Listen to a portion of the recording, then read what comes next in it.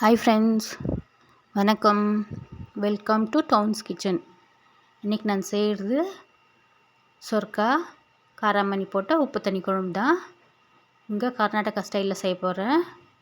பஸ்ஸாருன்னு சொல்லுவாங்க. களி, சுட சுட பஸ்ஸாரு, காராமணி, சொர்க்கா போட்ட பொரியல். உங்களுக்கு ரொம்ப டேஸ்ட்டாக இருக்கும் இது. அது எப்படி செய்யலான்னு பார்க்கலாம் வாங்க.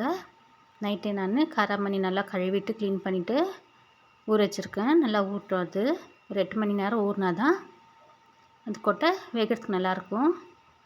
இப்போ நைட்டே ஊற வச்சுட்டேன். நான் ஊற வச்ச காயை எடுத்து நான் குக்கரில் போட்டு துணி ஒரு 2 வாட்டி வாஷ் பண்ணிவிட்டு தேவையான அளவுக்கு உப்பு போட்டு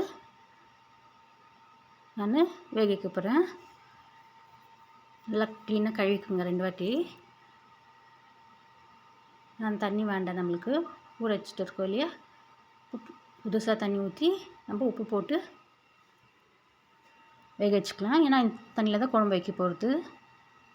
இன்னும் கொஞ்சம் தான் உப்பு போட்டிருக்கேன். தினி காயில் கொஞ்சம் உப்பு போடணும். இது முக்கால்வாசி வேகட்டும், 2 விசில் வரட்டும். அவ்வளோ சீரம் நம்ம காயை கட் பண்ணிக்கலாம். காய் பெரிய சொர்க்கா எடுத்துருக்கேன். இது ஒரு நம்ம 4-5 பேர் சாப்பிட்ற மாதிரி காய் எடுத்துன்னு இருக்கேன். மேலே தோலெல்லாம் சீவிட்டு கட் பண்ணியிருக்கேன். அது உள்ளே அந்த கொட்டையெல்லாம் எடுத்துகிட்டு நம்ம கட் பண்ணிக்கலாம். ஏன்னா அந்த கொட்டையெல்லாம் நம்ம போடுறதில்ல. சொர்க்காவில் ஜாஸ்தி உப்பு தண்ணி குழம்பு யாரும் வைக்கிறதில்ல. ஆனால் நல்லா டேஸ்ட்டாக இருக்கும், உடம்புக்கு ரொம்ப நல்லது.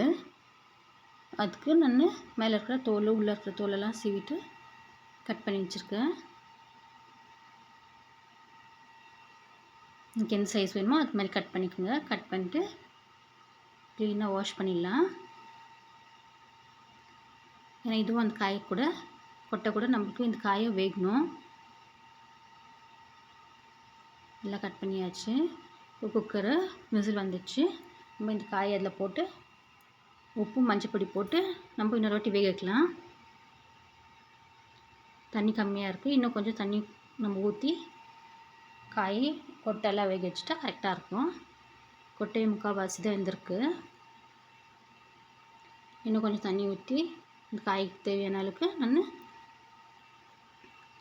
காய் போட்டு உப்பு போட்டு மஞ்சத்தூள் போட்டு வேக வச்சுருக்கேன்.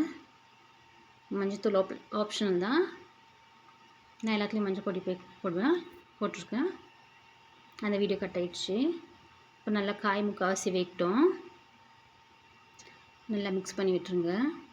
காய் வேகிறதுக்காட்டியும் நம்ம குழம்புக்கு தேவையான மசாலாஸ் எல்லாம் ரெடி பண்ணிக்கலாம். இந்த மசாலா ரொம்ப முக்கியம். நல்லா சிறு காய் இங்கே வெந்துடுச்சு. காயும் கொட்டையும் நல்லா வெந்துடுச்சு. இப்போ நம்ம இந்த கொட்டை செப்ரேட்டாக, தண்ணி செப்ரேட்டாக நம்ம மாற்றிக்கலாம். நம்மளுக்கு குழம்புக்கு அந்த தண்ணி வேணும்.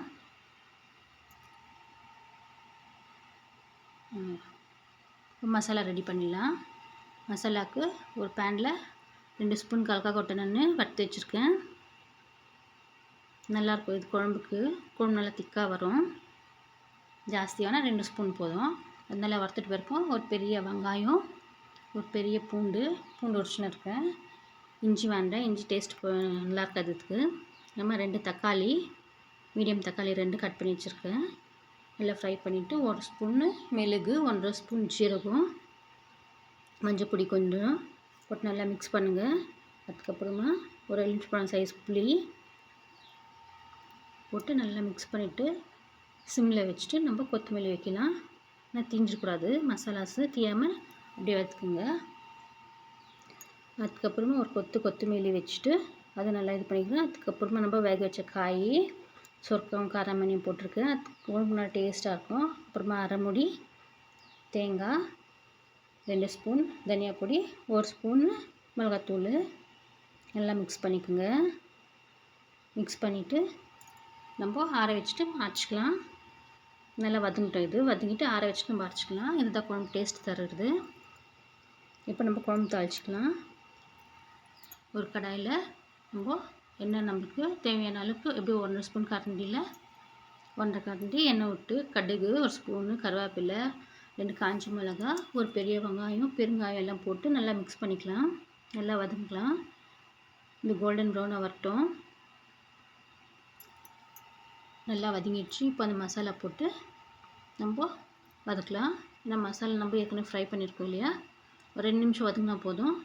அதுக்கப்புறமா நம்ம காய வேக வச்ச தண்ணி அதில் ஊற்றிட்டு, நம்மளுக்கு எவ்வளோ குழம்புக்கு தண்ணி வேணுமோ அந்த தண்ணி ஊற்றி குழம்ப ஸ்லோவில் வச்சு, நான் 1 லிட்டர் கிட்ட ஊற்றிருக்கேன். ஸ்லோவில் வச்சு கொதிக்கட்டும். ஏன்னா இது ஸ்லோவில் தான் கொதிக்கணும், அப்போ தான் நல்லாயிருக்கும். கொதிக்க கொதிக்க இந்த குழம்பு நல்லா டேஸ்ட் வரும். நான் உப்பு காய்க்கோ போட்டிருக்கேன், கொட்டிலையும் போட்டிருக்கேன். உங்களுக்கு பார்த்துட்டு டேஸ்ட் பார்த்துட்டு உப்பு போட்டுக்கோங்க. கரெக்டாக இருந்துச்சுன்னா வேண்டாம், பத்தலைனாக்கா போட்டுக்கோங்க. நல்லா மிக்ஸ் பண்ணிட்டு ஸ்லோவில் வச்சுருக்கேன். இது கொதிக்கட்டும். இப்போ நம்ம காய் தாளிக்கலாம். தண்ணி எடுத்து பிறகு காய் இப்படி தான் இருக்குது. அதுக்கு ஒரு கரண்டி எண்ணெய் ஊற்றிருக்கேன். கடாயில் கடுகு, சீரகம், கடலைப்பருப்பு, உளுத்தம்பருப்பு போட்டு நல்லா ஃப்ரை பண்ணிடலாம். அப்புறமா கருவேப்பிலை, காஞ்ச மிளகா 4 காஞ்ச மிளகா புட்டு போட்டிருக்கேன். நல்லா ஃப்ரை ஆகட்டும். ஃப்ரை ஆகிட்ட பிறகு அந்த காய் எடுத்து நம்ம அதில் போட்டு நல்லா மிக்ஸ் பண்ணிக்கலாம். நான் வீடியோ எடுக்கும்போது ஏதோ மெசேஜ் வந்துச்சு, அதை பார்க்கல. நான் நல்லா ஃப்ரை ஆகட்டும். ஃப்ரை ஆகிட்ட பிறகு நம்ம காய் அதில் கொட்டிடலாம். காய் கொட்டிட்டு நல்லா மிக்ஸ் பண்ணிட்டு லாஸ்ட்டில் இறக்கும் போது ஒரு 2 கரண்டி தேங்காய் பூ போட்டு நல்லா மிக்ஸ் பண்ணலாம். தேங்காய் பூ போட்டால் இதுக்கு நல்லா டேஸ்ட்டாக இருக்கும். நல்லா துருவின தேங்காய் எடுத்து போட்டு நம்ம நல்லா மிக்ஸ் பண்ணிக்கலாம். மிக்ஸ் பண்ணிவிட்டு ஒரு 5 நிமிஷம் விட்டு நம்ம தண்ணி இல்லாமல் காய் நல்லா வதக்கிட்டு ஆஃப் பண்ணிடலாம். இப்போ காய் ரெடி ஆயிடுச்சு. காராமணி சுருக்கா போட்டு காய் ரெடி. அந்த காய் தண்ணியில் நம்ம உப்பு தண்ணி குழம்பு வச்சோம். அந்த குழம்பு ரெடி ஆயிடுச்சு.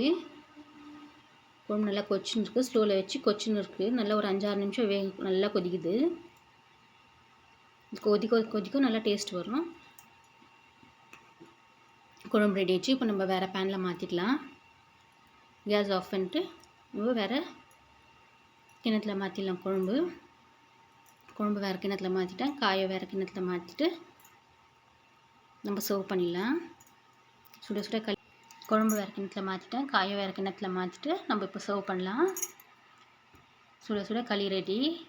களி எனக்கு செய்ய வராது, அம்மா தான் செஞ்சாங்க. தட்டு எடுத்து களி வச்சாச்சு. சுட சுட உப்பு தண்ணி குழம்பு ரெடி. சுருக்காவும் காரமணி போட்டு உப்பு தண்ணி குழம்பு ரெடி. காய் ரெடி ஆயிடுச்சு. வாங்க சாப்பிட்லாம். இந்த வீடியோ பிடிச்சிருந்து லைக் பண்ணுங்கள், ஷேர் பண்ணுங்கள், சப்ஸ்கிரைப் பண்ணுங்கள். பாய்.